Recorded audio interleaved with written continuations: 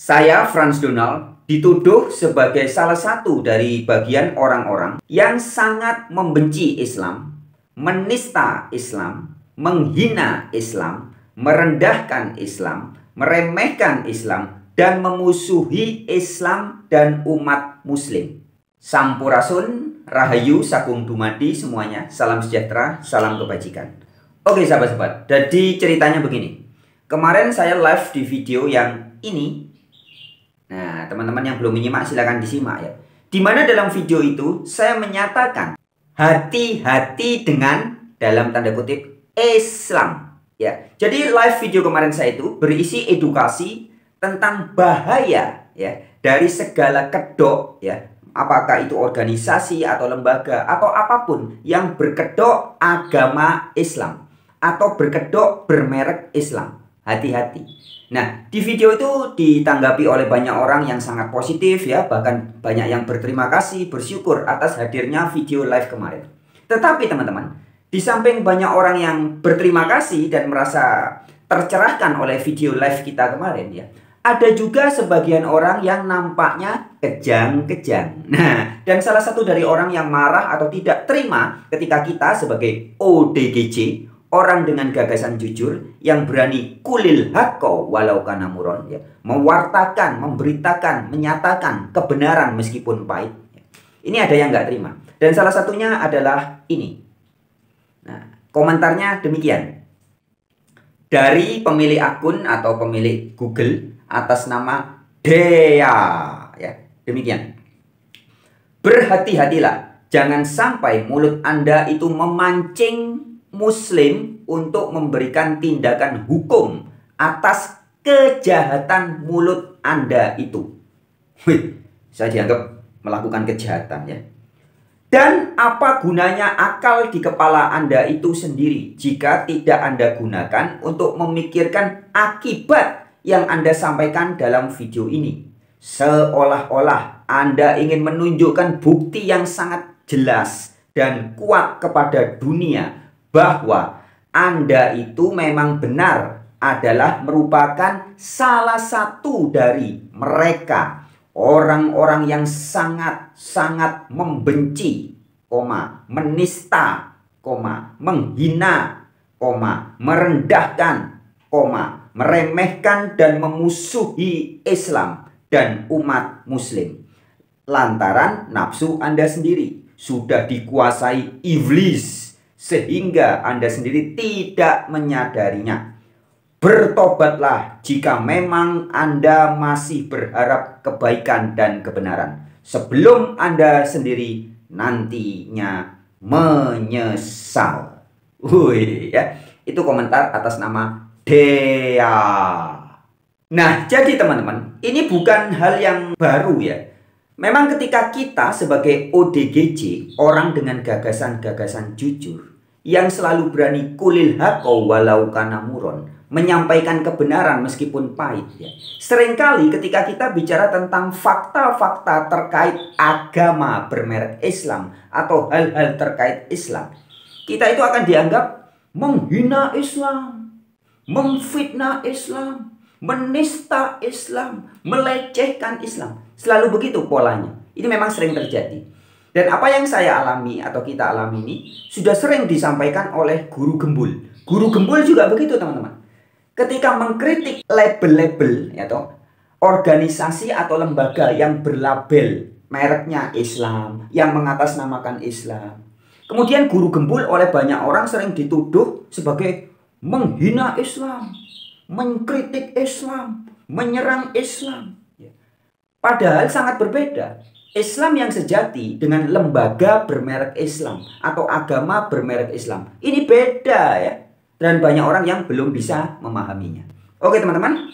Pada video kali ini kita akan kembali mengingatkan orang-orang supaya tidak salah paham, tidak gagal paham. Ketika channel Warta Kabar Baik dan juga saya, Frans Donald, dan juga Anda, kita bicara kebenaran tentang Islam yang sejati. Dan kita juga bicara kebenaran tentang fakta-fakta lembaga-lembaga bermerek Islam, berkedok Islam. Ini harus kita sampaikan apa adanya. Ya, jadi sekali lagi, yang kita kritik keras, yang kita tentang keras adalah lembaga atau organisasi apapun itu ya, yang berkedok berjubah Islam, pakai merek Islam ya, padahal hakikatnya tidak Islam. Itu yang kita kritik ya. Oke, langsung aja teman-teman, kita tampilkan lagi video edukasi yang disampaikan oleh Guru Gembul ya. Kalau beberapa waktu yang lalu saya juga mengkritik konsep tentang Tuhan yang diberitakan Guru Gembul, yang katanya Tuhan tidak empiris, tidak bisa dirasakan ya. Itu satu sisi Guru Gembul yang sangat salah dan keliru, bahkan menyesatkan ya. Tetapi juga banyak edukasi-edukasi yang disampaikan Guru Gembul yang bagus. Nah, pada video kali ini kita akan berikan apresiasi dan juga kita tampilkan ya edukasi yang disampaikan oleh Guru Gembul terkait dengan tema kita ini ya. Kita yang sering dituduh menghina Islam, menista Islam ya. Padahal yang kita kritik keras adalah lembaga atau organisasi-organisasi bermerek, berlabel Islam. Itu. Oke, langsung aja. Demikian videonya. Lagi-lagi saya harus membahas tentang sesuatu yang nampaknya sudah sangat rutin terjadi di Indonesia, yaitu kasus pencabulan yang terjadi di sebuah lembaga yang berlabel Islam. Kasus pencabulan yang terjadi di sebuah lembaga yang berlabel Islam. Perhatikan ya. Berlabel Islam ya. Berlabel Islam, bukan Islam ya. Beda loh antara organisasi atau lembaga berlabel Islam dengan Islam. Beda ya. Oke, lanjut Guru Gembul. Kalau Baraya mau cek, sebenarnya di Indonesia itu ada yang tadi saya sebut sebagai sesuatu yang rutin, yaitu setiap bulan pasti akan ada updatean baru di mana ada lembaga yang mengaku berlabel Islam tapi di situ terjadi kekerasan seksual atau kasus-kasus yang semacam itu. Jadi kalau misalkan Baraya mau jadi konten kreator, baik itu di TikTok maupun di YouTube, kemudian Baraya memfokuskan pada soal aksi kekerasan seksual misalkan di lembaga yang berlabel Islam, pada soal aksi kekerasan seksual misalkan di lembaga yang berlabel Islam, maka saya yakin Baraya tidak akan kehabisan konten karena selalu ada updateannya gitu. What? Nggak akan kehabisan bahan karena akan ada terus updateannya. OMG. Dan ini sesuatu yang sangat mengerikan ketika saya mencoba untuk mengkritik hal-hal semacam ini, ketika saya mencoba untuk memisahkan mana yang Islam dengan mana yang sekedar berlabel Islam dengan cara yang menyerang yang berlabel Islam ini untuk memisahkannya dengan yang Islam ini, saya dibully habis-habisan. Nah ya, Guru Gembul dibully habis-habisan ketika Guru Gembul mengkritik organisasi atau lembaga-lembaga yang bermerek atau yang mengatasnamakan Islam ya, mengkritik label-label Islam. Bukan mengkritik Islam ya, tapi Guru Gembul dibully ya. Nah, hal yang sama juga kita alami ya teman-teman. Mungkin Anda dan juga saya, channel Warta Kabar Baik, ketika kita menyampaikan hal yang kulil haqqo walau kana muron, kebenaran meskipun pahit, tentang Islam dalam arti organisasi, lembaga-lembaga yang memang layak untuk dikritisi, itu banyak orang yang membuli kita, bahkan juga menuduh kita sedang menghina Islam, menjelek-jelekkan Islam ya, melecehkan Islam ya, dan semacam itu. Oke, lanjut Pak Gembul.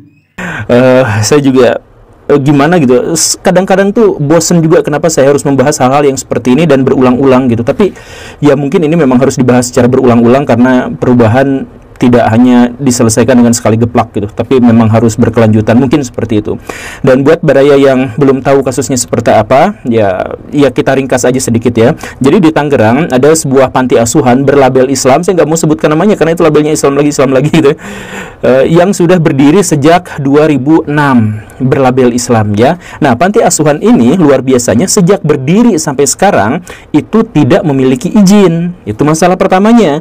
Masalah keduanya adalah panti asuhan itu semuanya dikelola oleh para cowok-cowok homo atau gay. Bukan gui ya. Kalau gui masih koide pulang sekolah itu bukan gui itu, tapi gay, homoseksual, orang yang memiliki orientasi terhadap sesama jenis begitu ya.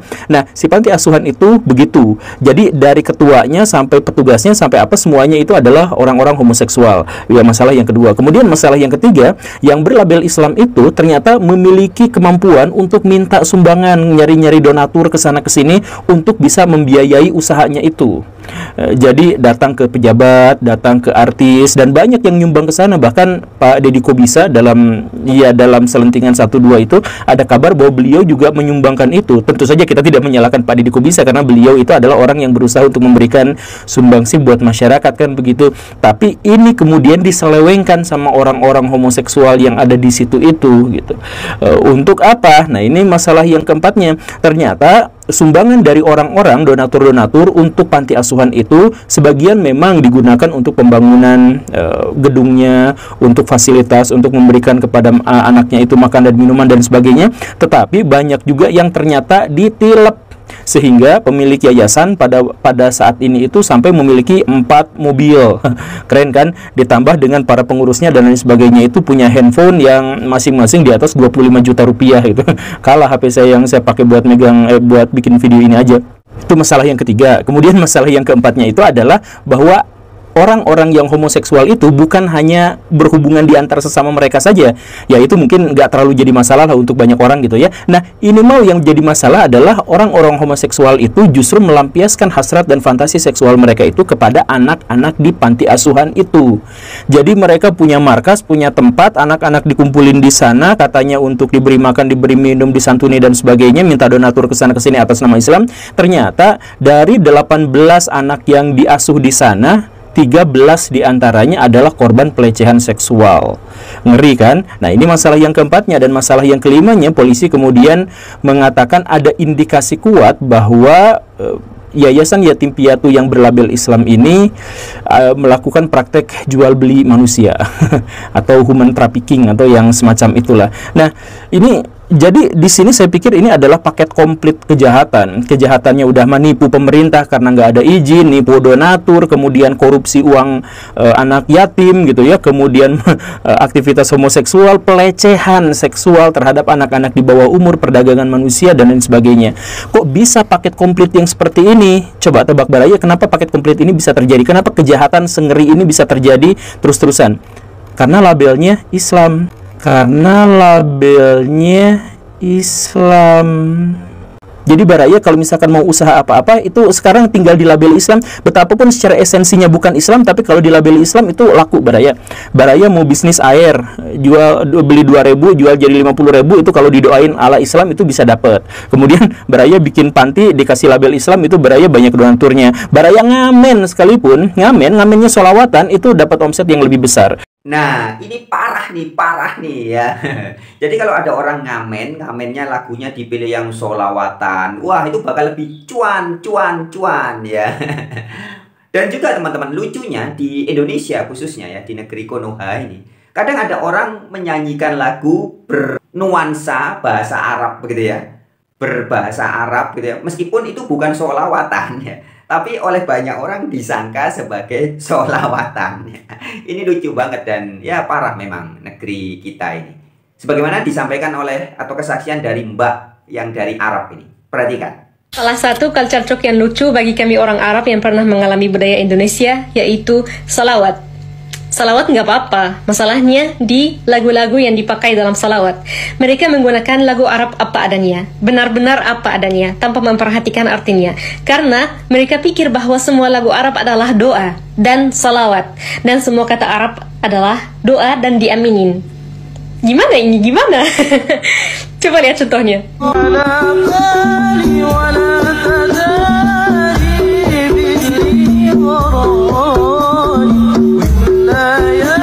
Kalau di Mesir, aslinya seperti ini.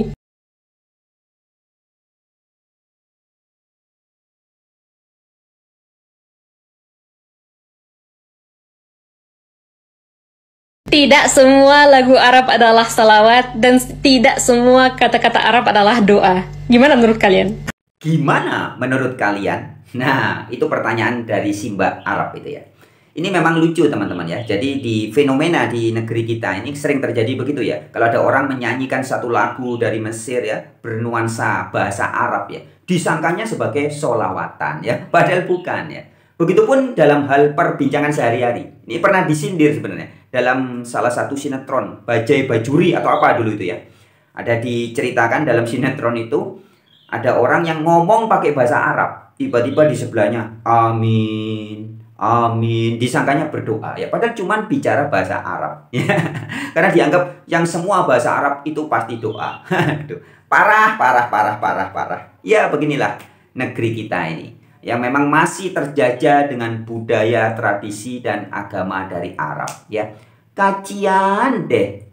Baraya ngamen sekalipun, ngamennya sholawatan itu dapat omset yang lebih besar. Baraya mau ngebunuh orang, tinggal bilang bahwa itu adalah jihad fisabilillah. Baraya misalkan mau melakukan perzinahan, tinggal bilang bahwa itu adalah nikah siri atau kawin kontrak atau yang semacam itu. Baraya kalau misalkan mau bikin sekolah yang ini kasih label Islam, jadi mau sebagai kayak gimana pun tetap aja ada yang datang ke sana karena ini adalah sekolah Islam. Janjiin aja hafid Quran dan sebagainya, hal-hal yang semacam itu. Baraya mau kampanye misalkan ya pura-pura aja jadi soleh. Baraya mau jadi presiden ya angkat aja wakil presidennya dari ormas Islam gitu dan sebagainya. Jadi Islam itu dijadikan sebagai alat untuk mendapatkan keuntungan bahkan ketika itu adalah cara yang haram.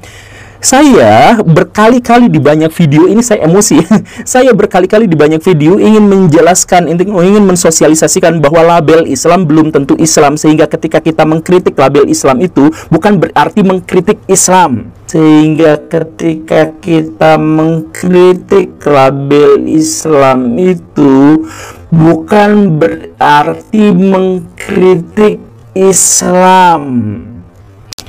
Saya dikatain liberal, dikatain ateis gara-gara misalkan mengkritik pesantren. Ya kan pesantren itu berlabel Islam. Kalau pesantren berlabel Islam maka dia harus Islami. Kalau tidak Islami ya harus kita kritik. Termasuk juga dalam hal ini ya kita kritik, bukan berarti menjelek-jelekan Islam. Ya Allah, saya emosinya sampai kebablasan. Tapi saya uraikan sedikit gini lah Baraya ya. Kalau misalkan Baraya mau membedakan antara yang Islam dengan yang berlabel Islam, maka ini saran saya, ini yang paling sederhananya ya, tentu saja ke belakangnya masih panjang, tapi ini yang paling sederhana karena video ini akan pendek sekali. Yang sederhananya itu adalah bahwa Baraya harus memahami Islam itu sebagai esensi, bukan sebagai label. Maksudnya apa? Maksudnya, coba Baraya cek aja sekarang. Apa yang dimaksud dengan ulama, apa yang dimaksud dengan ustadz, apa yang dimaksud dengan kiai. Di Indonesia, yang dimaksud dengan ulama itu adalah orang yang bisa berbahasa Arab, bisa dalil Arab, kemudian pakai baju Arab, dan punya latar belakang sekolah di Arab. Itu disebut ulama. Gitu. Apakah dia kata-katanya kasar luar biasa? Tidak jadi masalah. Apakah dia korupsi? Tidak jadi masalah. Apakah dia ditakuti oleh tetangga-tetangganya? Tidak jadi masalah. Apakah dia menjadi provokator? Itu juga tidak jadi masalah. Mau kelakuannya kayak gimana pun tidak jadi masalah kalau dia bisa bahasa Arab, berdalil Arab, pakai baju Arab, kemudian berlatar sekolah Arab. Iya kan? Makanya bahkan sekarang itu ada istilah ini Ustadz Cabul. Ya ampun, Ustadz itu artinya guru agama. Secara spesifik biasanya dikaitkan guru agama Islam. Jadi kalau guru agama Islam itu mustahil cabul. Tapi kenapa sampai ada istilah cabul gitu? Ya nggak apa-apa cabul, kalau dia bisa bahasa Arab tetap dilabeli sebagai Ustadz. Ini yang jadi masalah. Makanya please Baraya, ini tuh zaman akhir zaman gitu ya. Ini Dajjal tuh udah keluar. Kita tuh harus berperang melawan itu.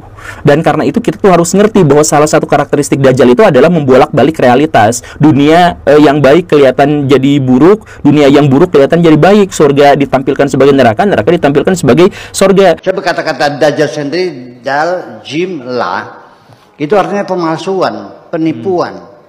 Ya, Dajjal, mudajjal, dajjalun. Jadi kata-kata Dajjal itu seorang penipu, seorang pendusta. Pembohong. Itu dalam bahasa itu namanya ya Dajjal.